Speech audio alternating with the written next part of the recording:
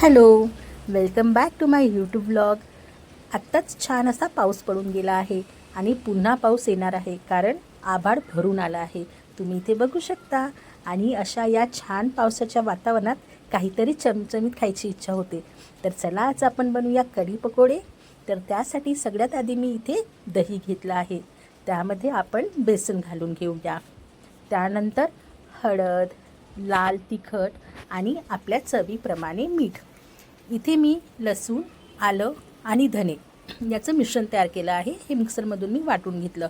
तर आपण इथे थोडं हे यामध्ये घालून घेऊया. सोबतच बारीक चिरलेला कोथिंबीर.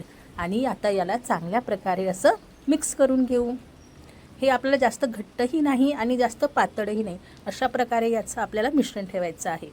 तर आता आपण फोडणीची तयारी करूया. तर इथे मी तेल गरम करायला ठेवलं. तेल गरम झालं की यामध्ये आपण जिरं घालून घेऊया. त्यानंतर कढीपत्ता आणि कांदा याला छान तेलामध्ये होऊ देऊ. त्यानंतर काळी मिरी याला चांगल्या प्रकारे परतून घ्यायचं आहे. आणि आपलं जे सारण उरलं होतं ते यामध्ये घालून घेऊया.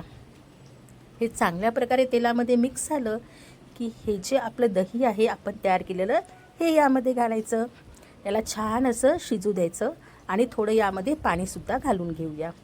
त्यानंतर बारीक चिरलेला कोथिंबीर आणि कसुरी मेथी याला चांगल्या प्रकारे आपल्याला 15 ते 20 मिनटं शिजू द्यायचं आहे. याला चांगली उकळी येईपर्यंत आपल्याला शिजवायचं आहे. तर आपल्या कढीला उकळी येईपर्यंत आपण पकोड्याची तयारी करून घेऊया. तर इथे पकोडे आमच्या मावशी तयार करणार आहेत. तर इथे आपण बेसन घेतलं आहे. त्या बेसनामध्ये एक बारीक चिरलेला कांदा आणि कोथिंबीर टाकली. त्यानंतर आपण यामध्ये ओवा घालून घेऊया. त्यानंतर लाल तिखट, हळद आणि आपल्या चवीप्रमाणे मीठ घालून घेऊ. त्यानंतर आपण पालक बारीक चिरून घेऊया आणि ती पालकसुद्धा आपण आपल्या पकोड्याच्या सारणामध्ये टाकून घेऊ. आपल्याला हवं त्यानुसार पाणी ॲड करूया. आपल्याला जी कन्सिस्टन्सी हवी त्यानुसार आपण पाणी टाकून घेऊया. आणि इथे आपलं बॅटरही रेडी झालं आहे. तर चला आता आपण पकोडे बनवून घेऊया पटापट. तर इथे तुम्ही बघू शकता कढीला चांगल्या प्रकारे उकळी येऊन गेली आहे. आता या मोमेंटला आपण जे पकोडे तयार केले आहे ते सगळे पकोडे आपण या कढीमध्ये एक एक करून टाकून घेऊया. आणि सोबतच इथे आपल्याला तडक्याची तयारी करायची आहे. तर इथे मी तडका पॅन घेतला. त्यामध्ये थोडं तेल घेतलं.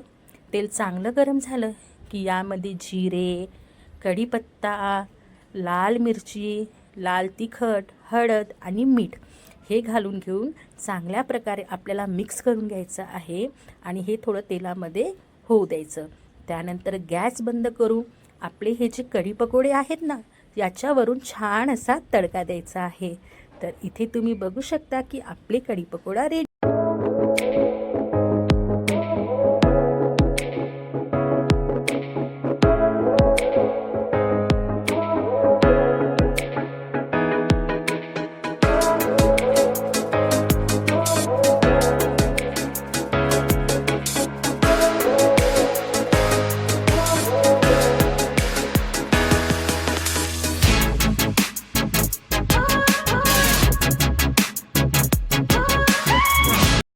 तर इथे मी छान गरमागरम जेवायला घेतलं आहे. आज कढी पकोड्यासोबत छान असा जिरा राईस बनवला आहे. तर मी तुम्हाला सांगते की टेस्ट करून कसं झालं आहे ते. आणि हो, ही रेसिपी तुम्ही नक्की ट्राय करा. पावसाळ्यात कढी पकोडा खाण्याची मजाच वेगळी आहे.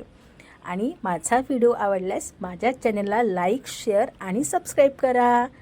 तर इथे आता मी पहिला घास घेत आहे आणि कढी पकोडा खूप छान झाला होता.